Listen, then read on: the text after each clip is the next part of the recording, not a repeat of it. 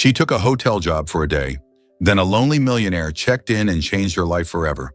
But before we dive into the full story, let me know where you're watching from and what time it is now. Subscribe to the channel and let's get started. Under the hesitant glow of the front desk lamp, a solitary sentinel against the encroaching city night, Lily's fingers danced across the ancient keyboard. The hotel's reservation system groaned, a weary sigh escaping its mechanical depths, mirroring the exhaustion that settled deep in Lily's own bones. She was just filling in, a whispered favor for her friend Jenna, whose voice, hoarse from fever, had practically begged her to cover the shift just hours earlier. This small hotel, nestled like a secret between shuttered shops and quiet alleys, felt hushed, almost forgotten. Tonight's rain, a steady, rhythmic tap against the window panes, drew a curtain of solitude around everything, deepening the sense of isolation, making the world outside seem vast and indifferent. Lily adjusted the collar of her borrowed blouse, its fabric a little too stiff against her skin. Her mind, usually a restless current, felt strangely still, lulled by the persistent patter of the rain. Her days were a tapestry of small efforts and quieter longings. Morning shifts at the bookstore, evenings slinging coffee, and now this unexpected foray into the hushed world of hospitality. Each hour was a coin earned, a tiny step towards the distant dream of a college degree. She yearned for stability, a quiet harbor in the storm of her unpredictable life. Sometimes, when the hotel lobby was truly empty, Lily would glance towards the office where Eleanor, the owner, often sat. Eleanor moved with a quiet grace. Her eyes, deep and knowing, seemed to hold generations of quiet understanding, noticing more in a fleeting glance than most discerned in a long conversation. It was a subtle comfort, a silent anchor in the transient nature of the place. A distant chime, soft as a bell in a forgotten garden, pierced the gentle hush of the lobby. Lily's head snapped up, startled. The heavy glass door eased open, letting in a gust of cool, damp air that carried the fresh scent of rain and wet earth. A tall man stepped in, his figure imposing, yet subtly stooped. Rain, like tears unshed, clung to his black coat, tracing dark rivers down his broad shoulders. He seemed to bend, not from the wind outside, but from some profound, invisible weight that mirrored a deeper sorrow within him. His dark hair, slick and clinging to his forehead, framed a face that was sharp-boned and refined, yet profoundly weary. But it was his eyes that truly seized Lily's attention. They were like hollowed windows reflecting no inner light, as if life had long since withdrawn its vibrant colors from their depths. They held a stillness that spoke of an old, deep pain. Lily cleared her throat, a small, nervous sound in the quiet space. She offered her best smile, a small, fragile lantern against the gathering gloom around him. "Good evening. Do you have a reservation?" she asked, her voice soft but clear, carrying a surprising warmth. He hesitated, standing a little too long in the threshold, as if unsure whether to step further into the light or retreat into the downpour. His silence stretched, thick and heavy. I'm not sure," he murmured, his voice low, almost rasping, like dry leaves scuttling across a forgotten path. "I called earlier." Lily nodded, her fingers already finding their familiar rhythm on the outdated keyboard. "No problem at all. Under what name should I check?" she prompted gently. Another pause. He looked at her then, his gaze unsettling. It wasn't just at her face, but seemed to pierce through her, like someone trying to decide whether to speak a profound truth or simply disappear into the shadows. His eyes, devoid of flicker or shift, held hers for a long moment, a quiet question in their depths. "Arthur," he said finally, his voice barely audible, a fragile whisper in the vastness of the lobby. "Arthur Hayes." Lily entered the name. The system word then displayed the details. "Got it. Room 204. One night, king bed, late checkout." She retrieved a key card, its plastic cool against her fingertips, and extended it to him across the counter. Arthur took the card slowly. Their fingers brushed, a fleeting warmth in the cool air, a brief silent current passing between them. But he didn't flinch, nor did he offer even the faintest smile. His expression remained a mask of profound exhaustion. "Thank you," he murmured, his voice a ghost of a sound. He turned halfway to the elevator, then stopped. Lily watched him, her gaze drawn by his absolute stillness. His back was to her, unmoving for what felt like an endless breath, a statue carved from sorrow. Then he turned his head just slightly, enough that she saw the sharp profile of his face again. His eyes, distant and empty, met hers for a solitary second, a fleeting connection like two ships passing in the deepest fog. Then he stepped inside the elevator and was gone, swallowed by the silent hum of the descending mechanism. Lily exhaled slowly, a long, quiet release. Something about him settled uneasily in her chest, a weight she couldn't shake. Not fear, not truly, but a profound sorrow, a poignant ache, like watching someone drowning while still standing on dry land, unable to reach out. The lobby, once merely quiet, now felt steeped in a lingering sadness. An hour passed. The lobby remained hushed, filled only by the whisper of rain against the glass and the rhythmic ticking of the wall clock above her.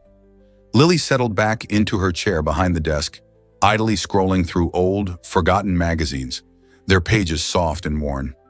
Her thoughts drifted, like dandelion seeds on a gentle breeze, towards the man in room 204. Then something caught her eye. Outside, past the glass doors, barely visible through the sheeting rain, was a figure. He sat on the metal bench in the small balcony garden outside the hotel.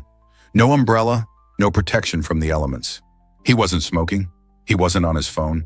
He was just sitting, motionless, drenched, as if the cold held no bite, as if he felt nothing at all. Lily stood up slowly, drawn to the glass. It was Arthur. She glanced at the clock again. It had been over an hour since he checked in. Still, he sat there, head bowed, shoulders sagging, his silhouette a testament to profound weariness. She wanted to step out, to brave the cold rain, to ask if he was okay, if there was anything she could do. But something held her back, a delicate thread of intuition, stronger than any fear. It was an unshakable feeling that this was not merely a man caught in the rain. This was someone trying desperately to feel something. Anything.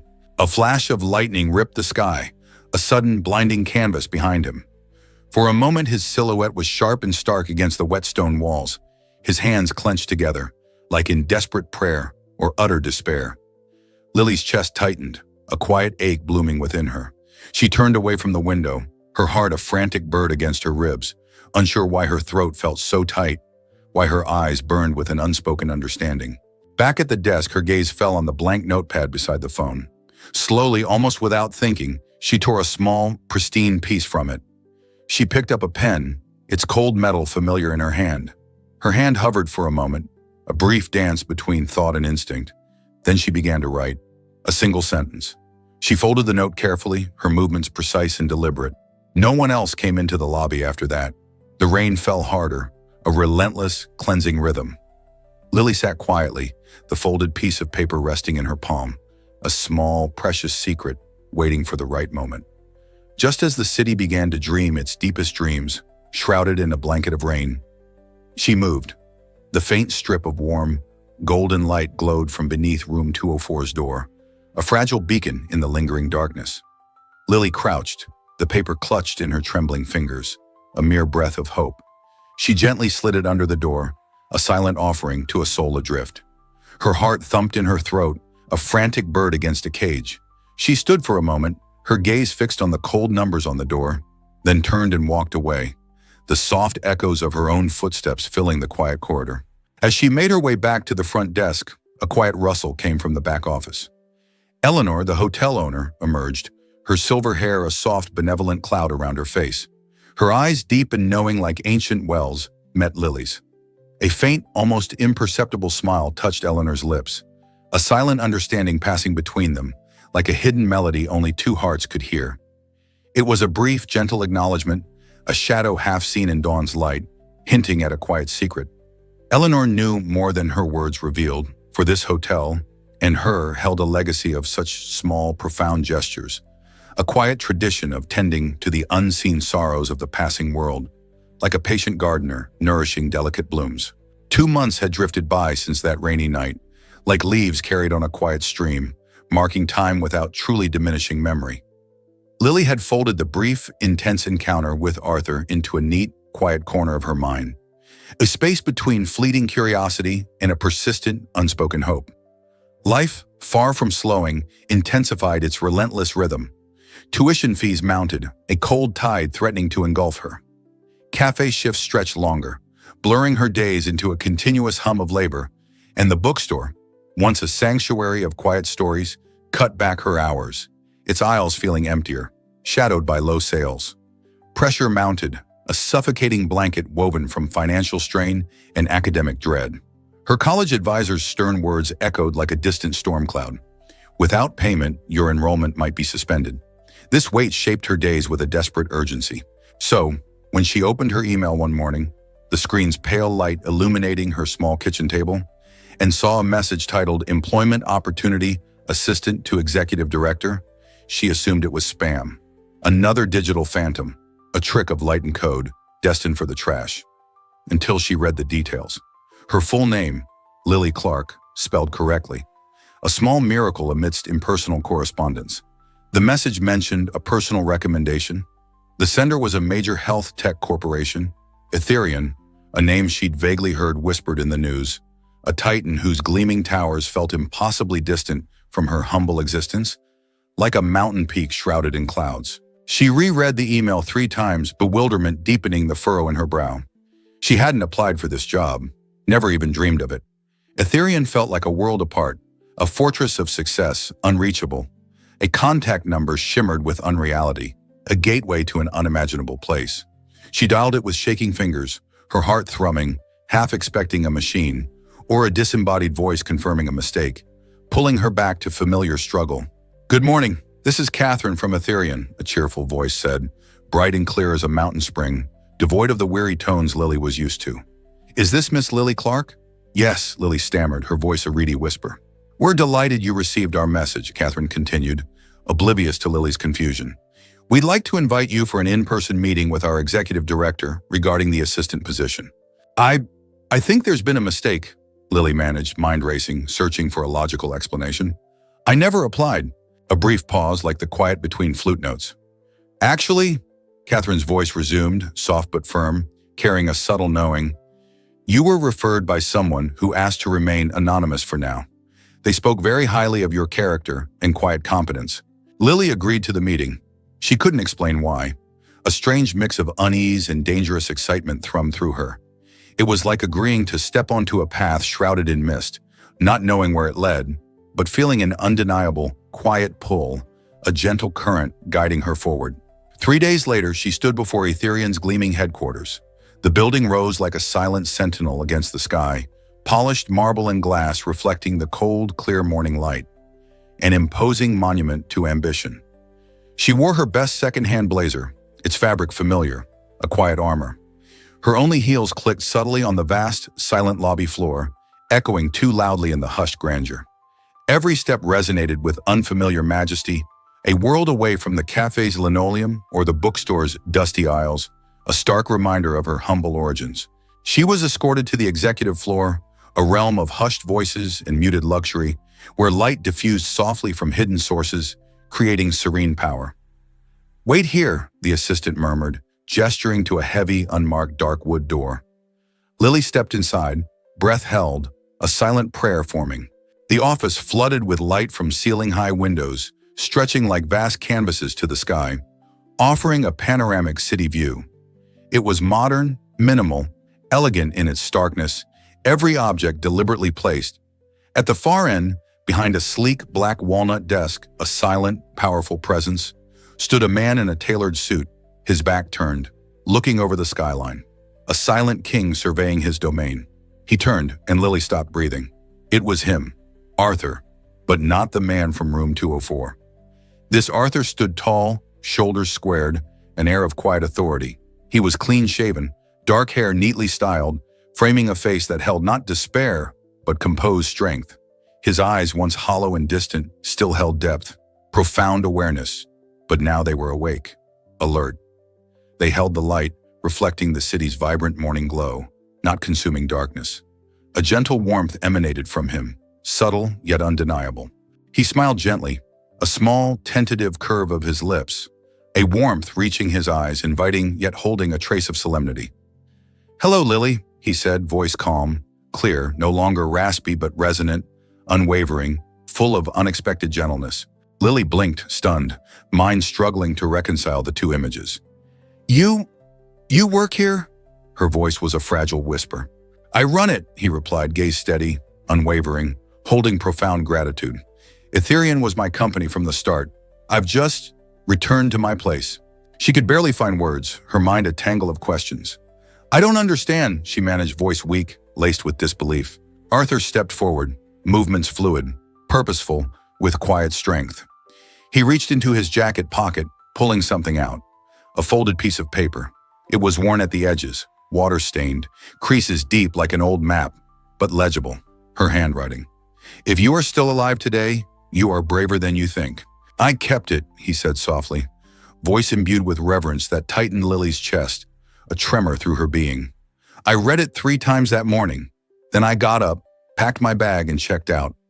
Not because I felt better, not yet, but because I realized someone out there believed I might be worth saving, that someone saw me. Lily stared at the note, her own hands trembling slightly, disbelief rippling through her.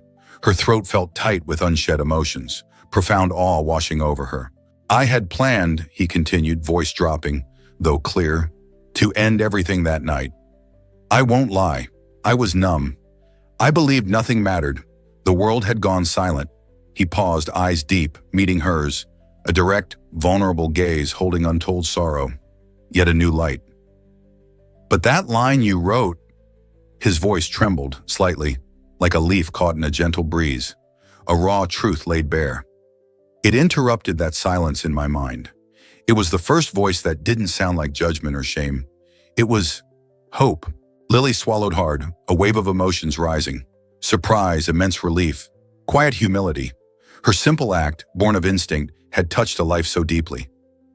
I didn't know, she murmured, gaze fixed on the paper. I was scared. You looked like someone who needed to hear something real, something to hold on to. You were right, Arthur said, voice quiet, resolute, utterly devoid of pretense.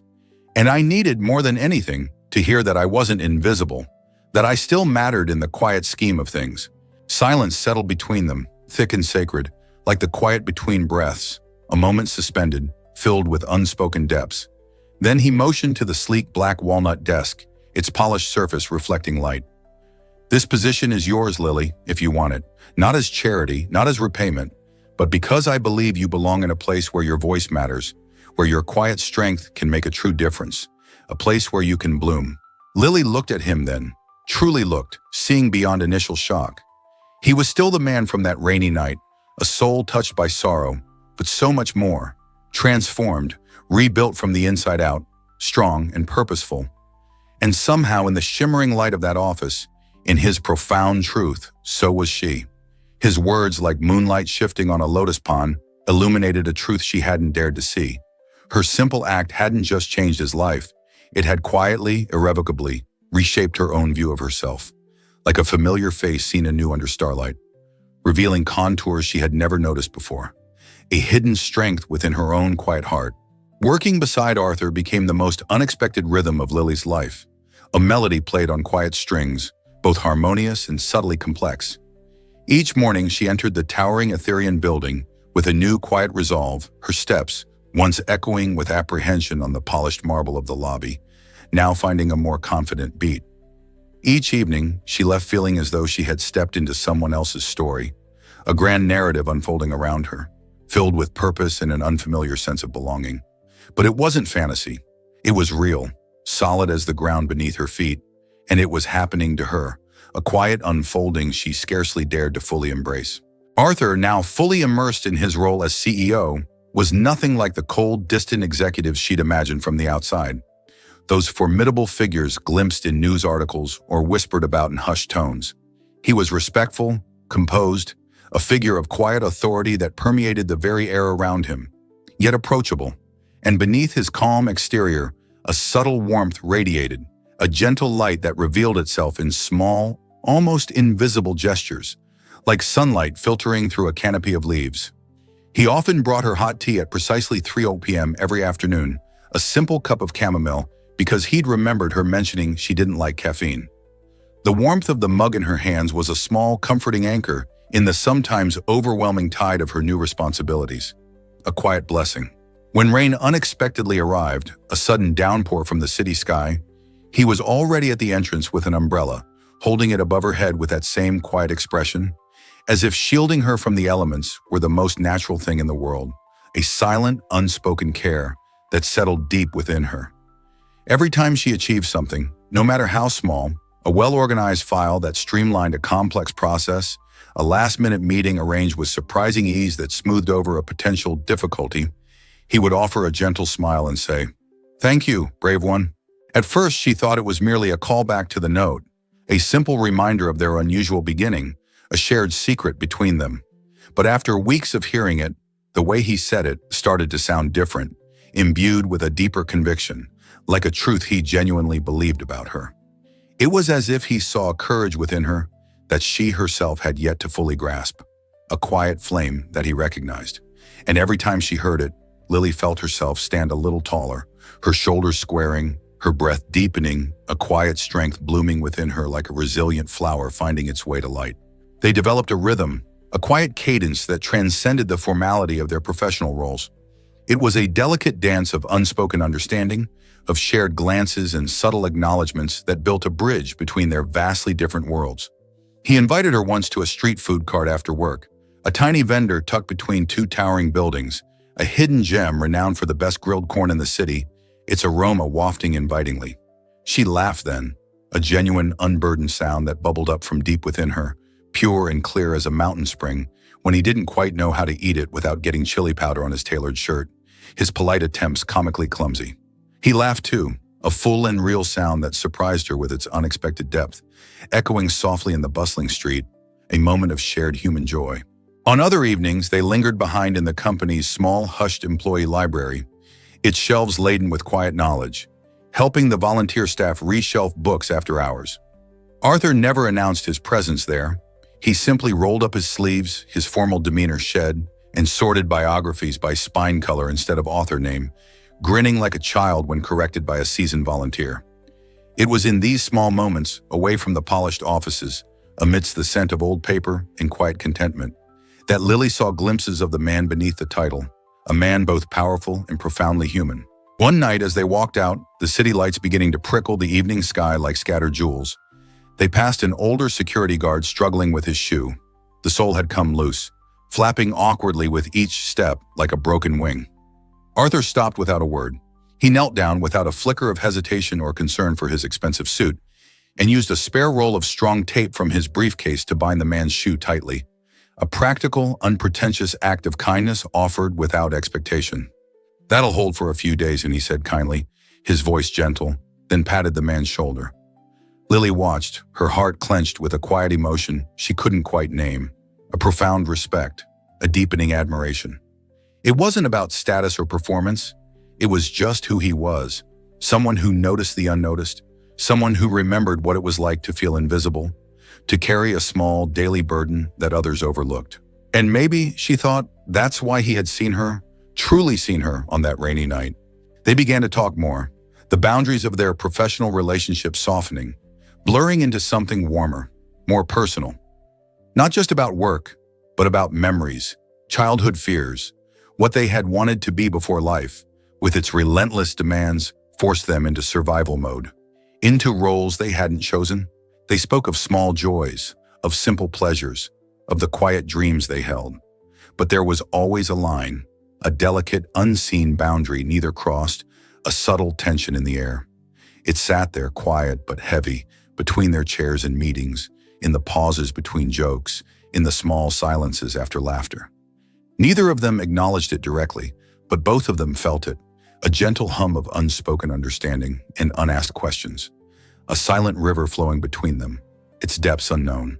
One evening, as they waited outside in the company's side garden, just a narrow green strip between buildings, adorned with two worn benches and a single cherry tree, its branches bare against the coming winter sky, Lily broke the silence. Her voice was soft, barely a whisper against the city's distant murmur, like a secret confided to the dusk, fragile yet determined. "I used to sell bottled water in movie theaters, Arthur." He turned, brows slightly raised, his gaze a quiet invitation, a gentle pull towards her story, an earnest desire to understand. "I wore a uniform 3 sizes too big. My shoes always squeaked when I walked. I dropped a whole tray once and cried in the break room for an hour." Her words tumbled out, small, raw confessions, details from a life far removed from this gleaming corporate world. He said nothing, simply waited, his presence a comforting anchor, a silent listener whose understanding felt boundless. She looked away, fiddling with the sleeve of her cardigan, tracing the worn fabric, seeking comfort in the familiar. "I never finished college," she continued. The words a familiar ache in her throat, a persistent shadow on her aspirations. "Couldn't afford it. Most days I still don't know half the jargon people use here. I Google things when I get home. I rehearse answers before meetings, just so I don't sound foolish." Arthur's voice was low, warm, a steadying hand, utterly devoid of judgment. "Lily, you are doing more than fine. You are extraordinary. Your quiet diligence, your natural intelligence, they shine through." She smiled then, a small, polite curve of her lips, but it didn't quite reach her eyes. A shadow lingered, a persistent doubt. I don't belong in a place like this. Not really, I'm not polished like everyone else." Then, almost like a whisper, her voice thin with vulnerability, she added, "I'm just a girl who once sold water at the movies. I don't belong in your world, Arthur.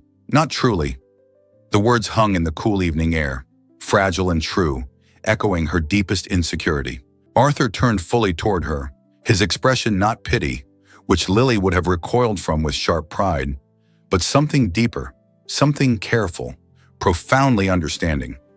He opened his mouth to respond, a thought forming, but paused instead, as if words were insufficient.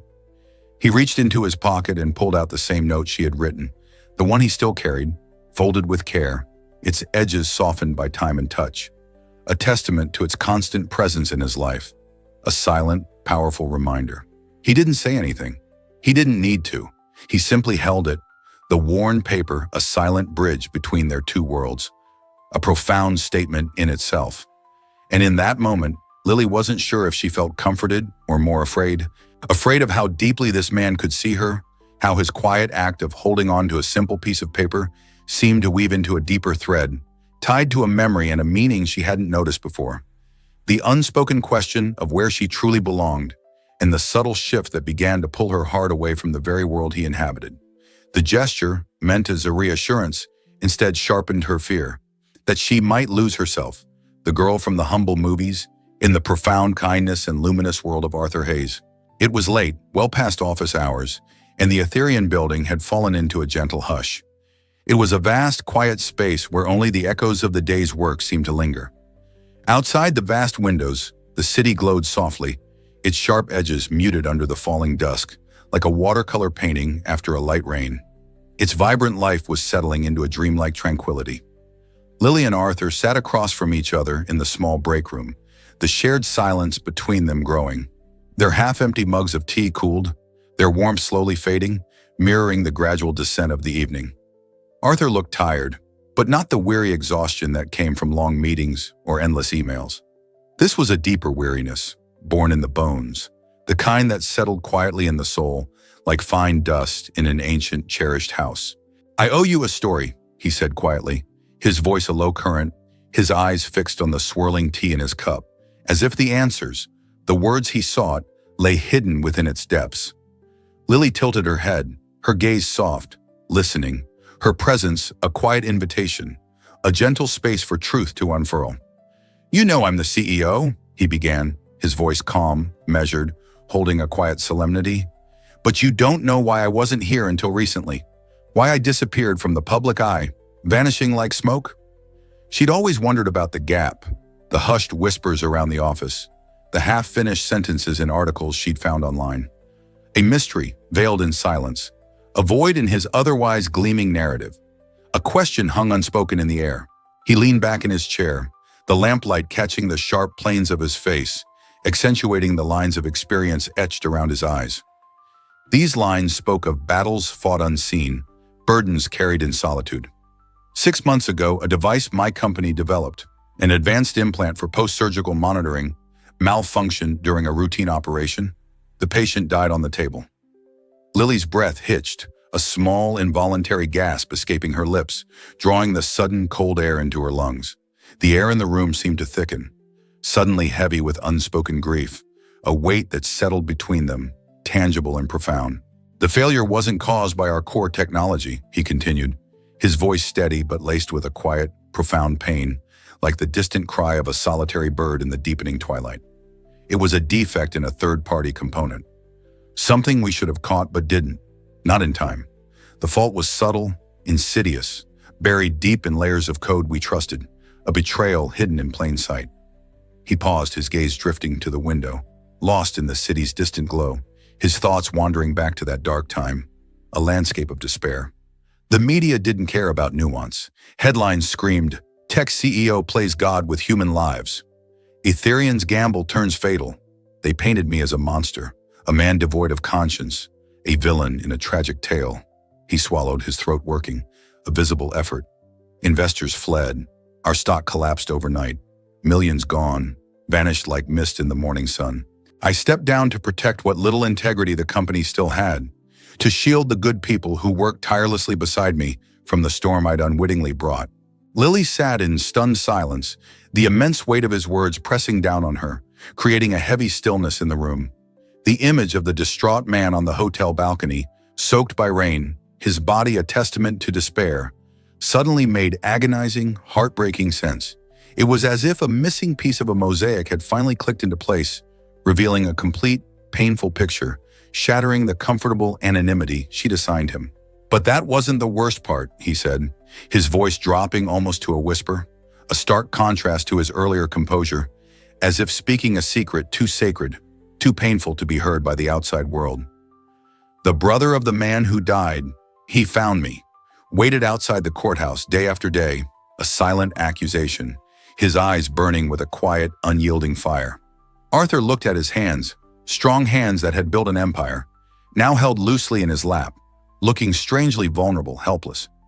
He didn't scream, he didn't curse, he just looked me in the eye, his own eyes burning with an unquenchable sorrow, and said, "I hope you live long enough to feel the guilt I do every day."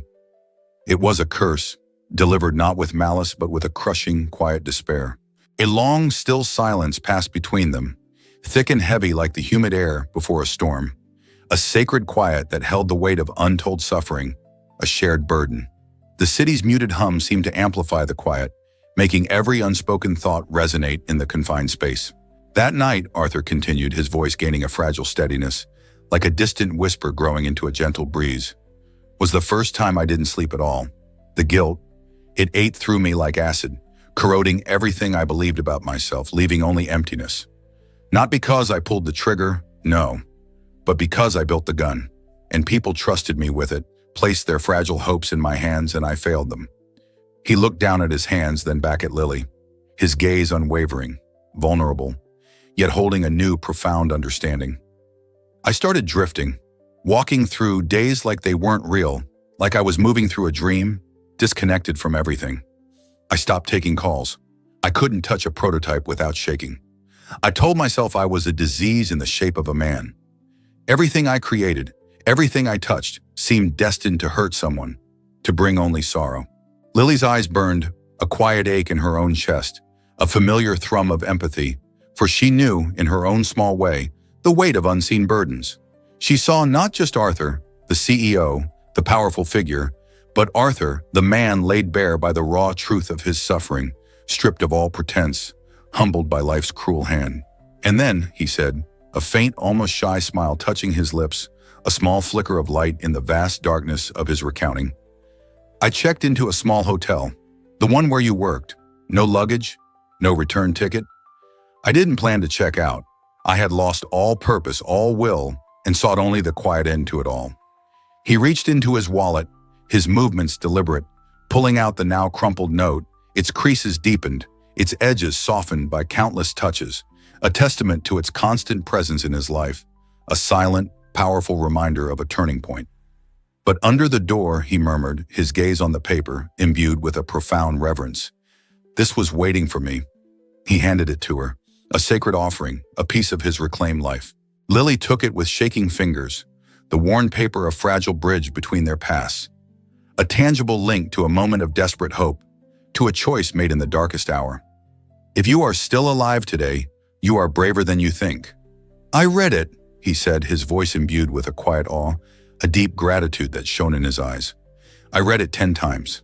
I traced the words with my finger, over and over, letting them sink into the numbness. And for the first time in weeks, months, I cried, truly cried, a release I didn't know I needed, a river of pain finally flowing. And then I ordered breakfast. The simplest meal, and it tasted like a miracle, a new beginning. Arthur leaned back again, his voice steadier now, like a river after the floodwaters recede, leaving behind fertile ground, capable of new growth. That day, I decided to stop hiding. I decided I had to fight, not just for myself, but for the truth, for the memory of the life that was lost.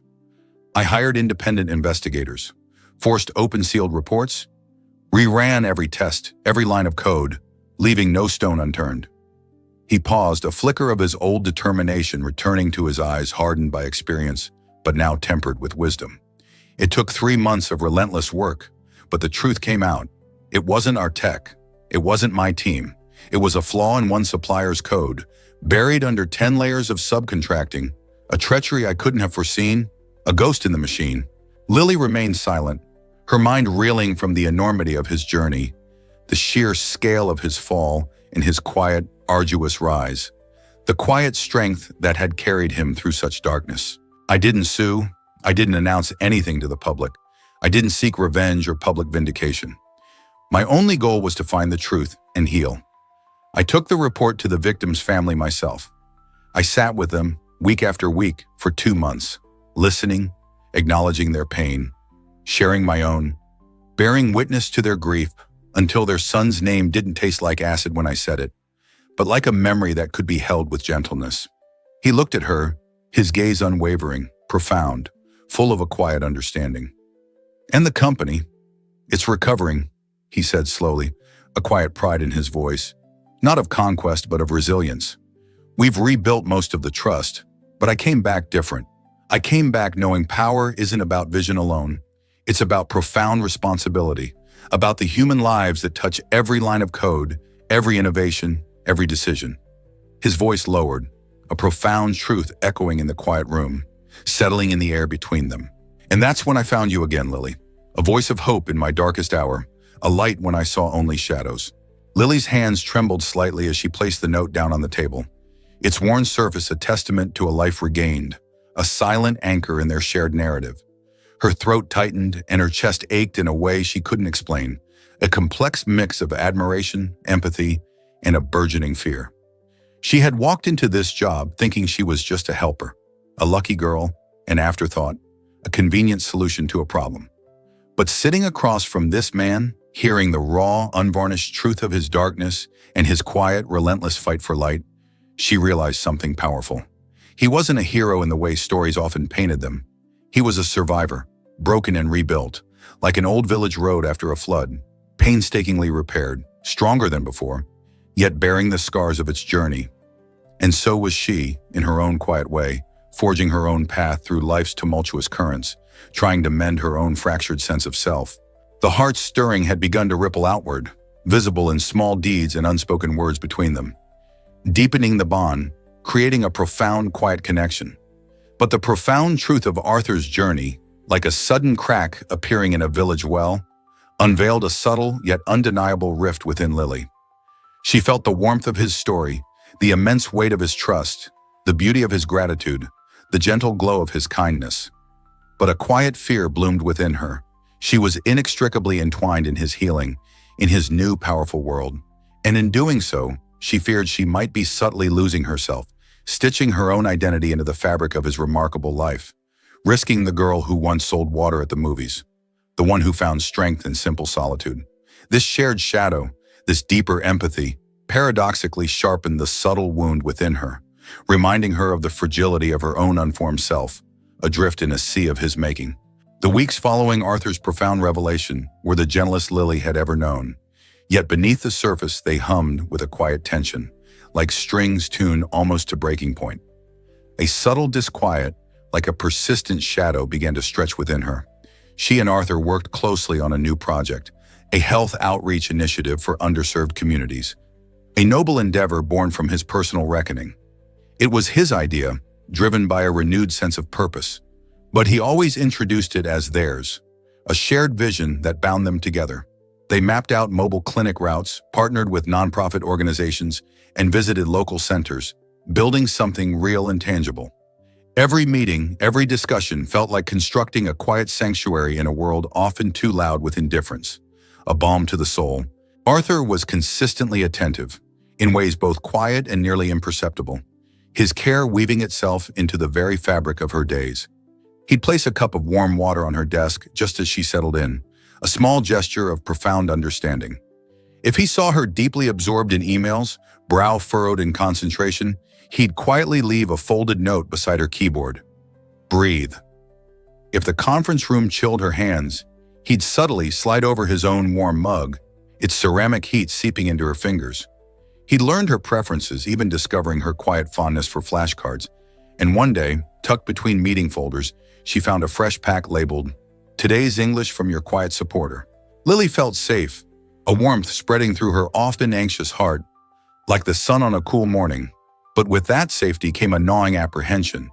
It crept in, blooming quietly in moments when no one else was watching, between compliments and thoughtful gestures. It whispered to her when she passed the mirror in the executive elevator, reflecting a woman dressed in fine clothes she had only dreamed of, or when she walked through glass-lined corridors where confident strides echoed the hum of powerful decisions, a world so far from her own. Questions circled her heart like circling shadows. Do I truly belong here? Or am I merely passing through someone else's radiant world, a fortunate ghost in a borrowed life? Was she genuinely building her own path, or simply walking in the undeniable light of another's remarkable journey? At one of the company's formal networking dinners, an event shimmering with 1,000 tiny lights and the clinking of glasses, Lily felt the weight of this question most acutely. She wore a simple navy dress, borrowed from a neighbor, and tucked her hair back with trembling fingers, her usual earnestness veiled by a veneer of practiced elegance. She tried to move as if she belonged, to speak as if she belonged, her voice a practiced murmur in the sophisticated hum of conversation. But then came the whisper near the dessert table, where two colleagues stood chatting. Well-dressed, confident, the kind of people who'd never once offered a casual hello. Their voices, though low, carried through the murmur of the room sharp as flint. One of them glanced toward her and smirked, his eyes dismissive. "Nice of the CEO to bring his assistant," he said, the words laced with a venomous sweetness, a subtle sneer. "Though I guess when someone saves your life, it buys them a seat at the table." The other chuckled, a dry, dismissive sound that scraped against Lily's soul. Or maybe she's just very persuasive? Lily froze. The faint laughter followed her like a cold, penetrating ghost. She didn't confront them. She didn't even turn around, her body locked in silent stillness. She simply walked out of the room, her elegant borrowed heels clicking hollowly on the polished floor. The sound a stark counterpoint to the sudden emptiness in her chest, a profound sense of dislocation that swelled within her. The night air was sharp, biting, a welcome shock against her flushed skin, cleansing the bitterness from her lungs. The stars, scattered across the vast canvas of the sky, seemed too quiet, too indifferent to the small dramas of human hearts. Inside her chest, something twisted, a familiar ache blooming into a full, piercing pain, the culmination of all her unspoken doubts. Back at her table, Arthur was still speaking with a guest speaker, his profile intent, immersed in his world. He hadn't noticed she'd left, or perhaps he had, but chose, with his characteristic quiet understanding, to give her space. It didn't matter. She returned briefly, just long enough to slide a folded note onto his plate, a silent message amidst the clatter and cheer, a final offering. Then she left. The note read, "You saved me from despair, but now I need to save myself from forgetting who I am." She didn't go home right away. The thought of her small apartment, a quiet echo of her solitude, felt suffocating. She walked for hours, her feet pounding a steady rhythm on the unfamiliar pavements, through neighborhoods that reminded her of where she came from. Past closed markets, their stalls empty and silent beneath the streetlights. Past dimly lit corners where no one knew her name, where her past self felt tangible. Every street lamp, every shadowy corner, seemed to hold a version of the girl she used to be, the one who navigated life with scraped knees and a fierce, quiet independence, the girl who owned her struggles without adornment. Lily wasn't angry. Her emotions were far too complex for such a simple feeling. She was afraid that she was starting to measure her worth by the gentleness of someone else's world, by the reflected light of Arthur's immense kindness, by the comfort of his generosity. Afraid that every kind thing Arthur did, though real and beautiful and filling her with a strange, deep warmth, might also be subtly stitching her into a life she hadn't yet earned. A life that wasn't truly her own. a gilded cage built on another's compassion. She needed to step back, not to escape him, not to sever the bond that had formed between them, but to find herself, independent of the man who had once made her feel seen in her darkest hour. For if love were to truly grow, and she was honest enough now, in the quiet solitude of the night, under the indifferent gaze of the city stars to name it love, it had to bloom between two whole people, not one reaching up in need and the other pulling down in kindness. She owed that to herself, and she owed it to him, to approach him from a place of equal footing, of self-possession. A gentle reckoning was taking place within her, a quiet shift in the landscape of her soul, like moonlight shifting on a lotus pond, revealing contours previously hidden. Lily handed in her letter the following Monday, a quiet, resolute act. It wasn't a resignation, not in the harsh, final sense of the word, but a request for an indefinite leave of absence. It was typed neatly, sealed in a simple envelope, and left on Arthur's sleek black walnut desk before the office filled with voices, and the day became loud, before the bustling world could intrude on her silent declaration. She didn't wait for his reaction. She didn't linger for approval. The letter said everything she needed it to. Thank you for believing in me. Thank you for helping me begin. But now I have to walk this next part of the road on my own, to build my own foundation. She left her Ethereum badge beside the envelope, its lanyard coiled neatly like a ribbon on a gift, a symbol of a chapter gently closed, a phase completed. Then she walked out through the glass doors without a goodbye, without a backward glance. But she knew somehow he would understand. What she had sought, perhaps a comfortable belonging, a secure place in his magnificent world, was not what she found. Instead, the path, gentle and true, led her, unexpectedly, to a quieter, truer home within herself. A sanctuary she built brick by quiet brick. 2 years unfurled like petals in the morning light, each day a gentle unfolding of purpose and growth, shaping Lily into a woman standing firmly on her own ground. She stood before a packed auditorium, the warm glow of the stage lights a soft embrace on her face, the microphone gentle and familiar in her hand. Her blonde hair, a pale halo, was pulled back into a simple twist, accentuating the quiet strength in her features, a subtle testament to the battles fought and won within her soul. She wore a navy dress that had once belonged to her mother, a garment imbued with quiet resilience and enduring love, fitting her now with an ease born of earned confidence and self-possession. She didn't need a teleprompter. Her voice, once shy and uncertain, now carried clarity and a quiet, resonant conviction, like a clear stream flowing steadily after a long, cleansing rain, its banks holding firm. She had grown into her story, not just the one others told about her, but the one she had painstakingly learned to tell herself, word by word, deed by deed, a tapestry woven with threads of her own making. She was being honored for her work with a nonprofit organization, an initiative that had blossomed from a seed of an idea she had nurtured in the quiet solitude of her small apartment. It provided literacy programs and healthcare access for underprivileged women, a vision born from her own struggles and deep empathy for the unseen burdens carried by so many. The project, which had started with one borrowed classroom, 2 earnest students, and a humble stack of donated books, had now grown into a statewide network, its branches reaching into forgotten corners, touching lives like gentle rain, nourishing thirsty roots. Hundreds of women, mothers, survivors, daughters, could now write their names, sign their documents, understand prescriptions, and ask questions without fear. Their lives, once shrouded in quiet limitation, were gently reshaped, filled with new possibilities, like fields awakening under the spring sun, ready for abundant harvest. As the standing ovation echoed through the hall, a warm, resonant wave of appreciation, Lily looked out over the crowd. She saw familiar faces, students who had become volunteers, their eyes shining with newfound purpose, their stories intertwining with hers. Doctors and community leaders who had once doubted her, now nodding with pride, their skepticism long vanished, replaced by quiet admiration. And in a moment of profound clarity, amidst the sea of faces, she saw Eleanor, the hotel owner, seated quietly in an aisle seat, her silver hair a soft cloud, her eyes deep and knowing like ancient wells, holding Lily's gaze. A faint, almost imperceptible smile touched Eleanor's lips, a silent understanding passing between them, a recognition of a shared, quiet legacy that stretched far beyond the confines of a small hotel lobby. Eleanor's presence was a subtle anchor, a reminder of where it all began, and the quiet purpose that had always resided in that unassuming place. Still, despite the validation, despite the warmth of the moment, Lily felt her heart skip, a small flutter not from nerves, but from something else. A sense that the moment, for all its triumph and public acknowledgement, wasn't quite complete, like a beautiful melody missing its final, resonant chord, a quiet space waiting to be filled.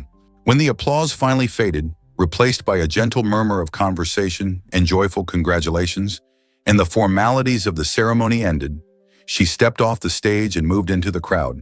She shook hands, hugged old friends, her laughter once rare, now bubbling up easily as she embraced the women whose lives now intertwined with hers, a rich tapestry of shared journeys and quiet victories. For a moment she paused, seeking out Eleanor amidst the dispersing crowd. Their hands clasped, a brief or firm connection, warmth flowing between them. "You've grown into your truth, Lily," Eleanor murmured, her voice soft, like rustling leaves in a gentle breeze. "The hotel was always a place for quiet beginnings, for those who needed a breath. You carried that breath forward, into the world, just as it was meant to be. I always knew there was something special in your eyes, like the dawn breaking." Lily felt a profound gratitude, a deeper understanding of the thread that connected her, not just to Arthur, but to a hidden history of hope, a quiet, enduring tradition Eleanor had nurtured for so long. And then she saw him. He stood in the back row, away from the spotlights and cameras. A tall, composed figure, dressed in quiet gray, his presence unassuming, yet unmistakable amidst the fading celebration. His hair was a little longer now, a touch of silver at the temples, like moonlight caught in a dark forest, hinting at the passage of time and the wisdom it had brought. Not sorrow. Arthur. He hadn't reserved a seat at the front. He hadn't sent flowers or a message beforehand. He had simply come, a silent, unwavering presence, a witness to her unfolding, his gaze fixed on her. Their eyes met across the crowded room, and in that moment, everything else, the noise, the lights, the movement, seemed to fade, becoming a soft blur around them, as if the world had hushed just for them, recognizing the profound weight of their shared journey. Later that evening, they found themselves walking together along the Riverside, the same river where 2 years ago Lily had walked alone on a stormy night, lost in questions, seeking answers in the rushing water, a soul adrift. The air now was cool, tinged with the familiar, comforting scent of coming rain, a promise in the evening breeze. The path was quiet, the city lights muffled in the background, a distant glow against the darkening sky, its familiar hum a low thrum that blended with the gentle murmur of the water, a symphony of peace. The lamplight flickered on the water's surface, dancing like a memory returning home, soft and reassuring, illuminating their path forward. "I never expected to see you today," Lily said softly, her voice a gentle ripple on the quiet air, a warmth spreading through her, utterly devoid of surprise, only comfort. "I never stopped following your work," Arthur replied, his voice calm, clear, like still water reflecting the sky, holding a quiet certainty. "From afar I saw the true measure of your courage, your beautiful resilience, blooming for all to see. It was inspiring." She turned slightly toward him, the corner of her mouth lifting in a small, knowing smile, a shared understanding passing between them, deep and unspoken. "You never said a word." "I didn't need to," he said, his gaze steady, profound. "You were already saying everything, Lily, through what you did. Your actions spoke volumes, far more eloquently than any words I could offer. You found your own way back to yourself, and in doing so, you illuminated a path for so many others, just as you did for me." They paused by a worn wooden bench that overlooked the water, its surface reflecting the soft, muted city lights. Lily traced the smooth, cool wood with her fingers, then looked at him, her heart holding its breath, a question unspoken but present in her eyes, a silent invitation to a deeper connection. "Do you still have it?" she asked, the question a whisper, fragile yet full of meaning, reaching for the core of their beginning, the very spark of their story. Arthur reached into his wallet, his movements careful and unhurried, a deliberate act that held profound significance. He pulled out the worn, water-stained piece of paper, its creases now deep and familiar, its edges softened by countless touches, the same one she had slipped under his hotel room door so long ago. "If you are still alive today, you are braver than you think." Lily's breath caught in her throat, a tiny gasp of profound emotion. "You kept it. All my life," he said, his voice quiet, yet resonant with conviction. He held her gaze, his eyes once hollow, now full of a steady, unwavering light, a testament to his rebirth. Because it gave mine back to me, Lily. It brought me back to the light. You brought me back. He didn't propose. She didn't ask for a promise of forever or a future bound by societal expectations. Their connection transcended such conventions. But he reached for her hand, his fingers strong and warm, holding it gently. His touch a silent promise that resonated deep within her soul. And when he leaned forward to press a kiss to her forehead, soft as a morning breeze, it said everything words could not. Not a grand declaration, but a recognition of now, of two lives that had intersected, not out of mere luck or desperate need, but out of a profound purpose, a shared journey of healing and self-discovery. In the weeks that followed, Arthur returned fully to his foundation work, now mentoring young tech innovators in ethics and emotional leadership, a legacy born from his own painful transformation, ensuring others built with a conscience. Lily continued her outreach programs, expanding into rural health education for young mothers, building a network of empowerment that stretched like a nurturing vine. They didn't move in together. They didn't need to. Their connection was a deeper current, flowing beneath the surface of their independent lives, a mutual understanding that ran deeper than daily proximity. But sometimes at the end of a long day, a message would appear on each other's phones. A single line, a quiet affirmation, a shared truth that needed no further words. Today I am still alive, so I guess I am still braver than I think. It wasn't romance in the traditional sense, not yet, but it was something more durable, more profound. It was a shared understanding, a quiet strength, a bond forged in vulnerability and mutual respect. Somewhere between exhaustion and growth, Lily realized she wasn't just surviving anymore. She was living, truly living. Each rent check paid, each child she helped read a paragraph without stumbling. Each night she fell asleep on her own terms. It was all a thread, weaving a life that finally felt like her own design, a masterpiece of quiet resilience. And still, some nights, when the city grew quiet and her textbooks were closed, she would open her journal and write. One entry, penned under the hum of midnight rain, remained her favorite, a distillation of their shared journey. He waited at the edge of my storm, not to pull me out, just to hold the umbrella if I ever turned back. If he's still there when I find my center, then we can begin again.